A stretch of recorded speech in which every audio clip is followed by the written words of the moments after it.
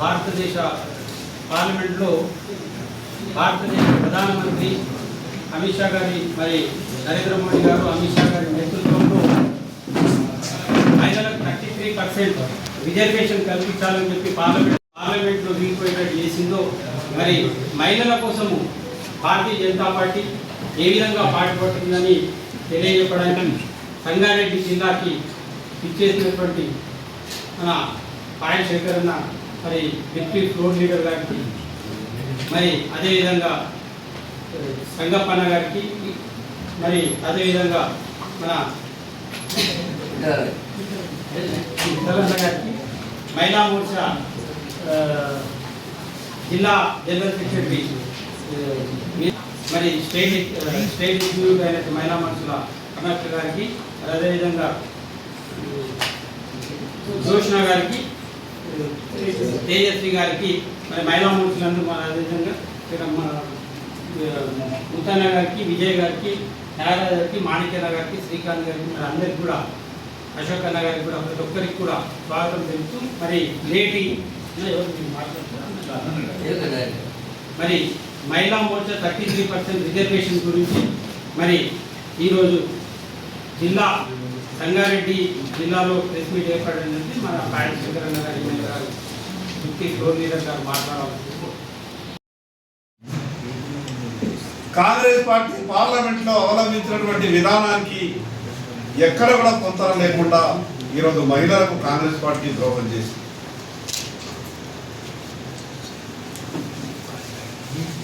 పార్లమెంట్లో bill వీగిపోయిందని Congress party మహిళలకు ద్రోహం చేయడమే కాకుండా గ్రామాన సంబరాలు చేయండి కాంగ్రెస్ పార్టీ జాతీయ నాయకులు, ఈ రాష్ట్ర ముఖ్యమంత్రి గారు, పిసిసి అధ్యక్షుడు గ్రామాలలో సంబరాలు చేసుకోమని కాంగ్రెస్ పార్టీ నాయకులకు పిలుపునిచ్చారు. అంటే కాంగ్రెస్ పార్టీ ఆలోచన ఎంత ఘోరంగా ఉన్నది, ఏ రకంగా మహిళలను అవమానపరిచిండ్రు, వాళ్ళు ఏదో సాధించినట్టు. పార్లమెంట్లో మహిళా బిల్లుకు వ్యతిరేకంగా ఓటేసినటువంటి కాంగ్రెస్ పార్టీ ఈ దేశ మహిళలకు క్షమాపణ చెప్పాల్సింది పోయి సంబరాలలో మునిగి తేలిండ్రు, పటాకాలు వెతుకున్నారు అని అంటే కాంగ్రెస్ పార్టీ మహిళలకు ఏ రకంగా మోసం చేసిందో ఈ రాష్ట్ర మహిళా సోదరి వాళ్ళంతా కూడా కాంగ్రెస్ పార్టీ వైఖరిని గమనించాలి. డిలిమిటేషన్ మీద మాట్లాడతారు. డిలిమిటేషన్ మీద మాట్లాడేటప్పుడు ఈ రాష్ట్ర ముఖ్యమంత్రి గారితో సహా ఈ రాష్ట్ర కాంగ్రెస్ పార్టీ నాయకులు కనీసం ఆ డిలిమిటేషన్ మీద కొంత అవగాహన తెచ్చుకోవాలన్న మాట్లాడాలి. ఈరోజు చార్మినార్లో 2,40,000 ఓట్లు ఉంటాయి. మరి అదేవిధంగా షేర్లింగంపల్లిలో 7,60,000 మల్కాజిలో 38 లక్షల ఓట్లు.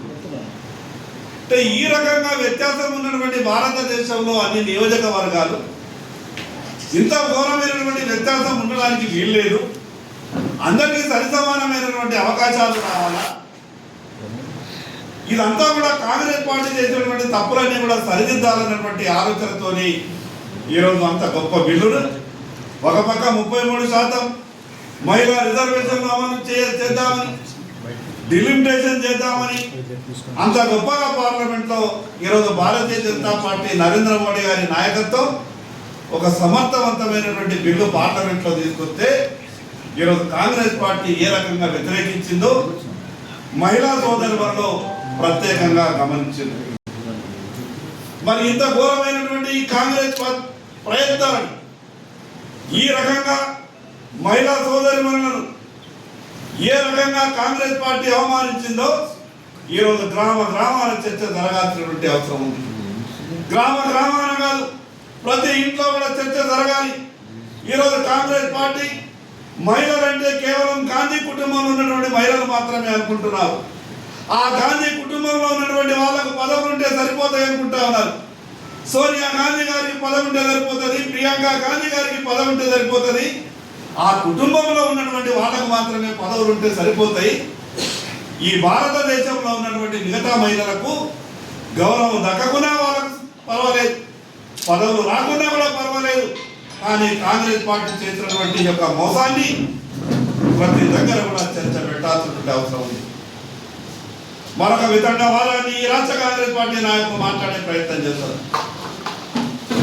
రాష్ట్ర కాంగ్రెస్ పార్టీ నాయకులు అయితే ఎప్పుడు ఏం మాట్లాడతారో వాళ్ళకి అర్థం కాదు, కనీస అవగాహన లేకుండా మాట్లాడతారు.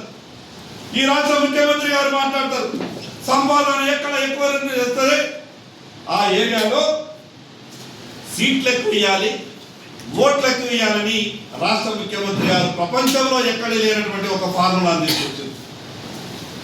అంటే వాళ్ళ లెక్క ప్రకారం ఈరోజు అంబానీ కుటుంబానికి, ఆదాని కుటుంబానికి మంచిగా ఒక 10 కోట్ల ఓట్లు ఇవ్వబడుతుంది లెక్క ప్రకారం.